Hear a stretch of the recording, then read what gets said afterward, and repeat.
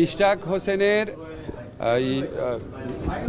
Gazette notification হবে কিনা এই ব্যাপারে নির্বাচন কমিশন আমাদের কাছে জানতে চেয়েছিল।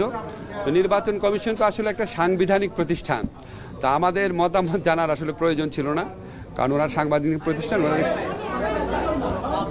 ওনারা সাংবিধানিক প্রতিষ্ঠান, ওনাদের সিদ্ধান্ত ওনাদেরই নেওয়ার কথা। আমাদের কাছে যখন মতামতের জন্য পাঠিয়েছিলেন তখন আমরা সংশ্লিষ্ট আইন কর্মকর্তাদের সাথে কথা বলেছিলাম। কথা বলে আমরা যেটা যেতেছিলাম যে নির্বাচনী যে প্লেইন্ট আছে সেই প্লেইন্ট নাকি পরিবর্তন করা যায় না, কারণ এটা হাইকোর্টের রায় আছে, এটা নাকি কোয়াসি সিভিল ম্যাটারে প্লেইন্ট পরিবর্তন করা যায় না। তো ইশরাক সাহেব বোধহয় আপনার পরে প্লেইন্ট পরিবর্তন করেছিলেন, সেই জন্য আমরা একটু দ্বিধান্বিত ছিলাম যে এটা আসলে গেজেট নোটিফিকেশন হবে নাকি এটাকে আপিল করতে হবে, এটা নিয়ে আমরা একটু দ্বিধান্বিত ছিলাম। তো নির্বাচন কমিশন আমাদের মতামতের জন্য অপেক্ষা করেন নাই, ওনারা নিজেরা গেজেট নোটিফিকেশন করেছেন। এটা আসলে নির্বাচন কমিশনের ব্যাপার, এটা আসলে যারা এরভাবে আপনার মামলা করে বা প্লেন পরিবর্তন করে বিজয়ী হতে চাচ্ছেন ওনাদেরকে জিজ্ঞেস করেন। বাংলাদেশের আইনে কোথাও তো মামলা করার ক্ষেত্রে আপনার কোনো বাধা দেওয়া নাই, যে যার মতো মামলা করছে, এবং এখানে অনেক হয়রানিমূলক মামলা হচ্ছে, বিদ্বেষমূলক মামলা হচ্ছে, অন্যের জায়গা জমি দখল ব্যবসা দখল করার জন্য মামলা হচ্ছে। এগুলো অত্যন্ত আনফর্চুনেট, অত্যন্ত পরিতাপের বিষয়।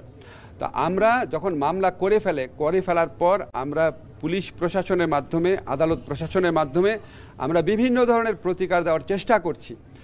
এখন আপনার যখন এত বেশি লোককে আপনার আসামি করা হয়, এত মামলা করা হয়, আমাদের জন্য কাজটা ডিফিকাল্ট হয়ে যায়। কিন্তু আমরা কিন্তু মামলা করতে কাউকে বাধা দিতে পারি না, কিন্তু মামলা হওয়ার পর আপনারা খেয়াল করে দেখেছেন স্বরাষ্ট্র মন্ত্রণালয় থেকে বারবার বলা হয়েছে যে অভিযোগের কোনো বস্তুনিষ্ঠতা পাওয়া না গেলে কাউকে যেন গ্রেফতার না করা হয়।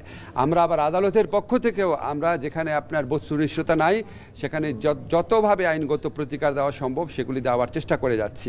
তো এখন আপনার কিছু কিছু ক্ষেত্রে আপনি যে ইরেশ জাকেরের নাম বলেছেন, এরকম ছাড়াও আরও অনেক ক্ষেত্রে কিছু কিছু মামলা হয়েছে যেগুলি আসলে আপনাদের কাছে আমরা একটা অনুরোধ করব, এই মামলাগুলো যারা করে আপনারা একটু তাদের কাইন্ডলি খুঁজে বের করেন না, খুঁজে বের করে একটু মামলাটা সম্পর্কে জিজ্ঞেস করেন, তাদের উন্মোচন করেন।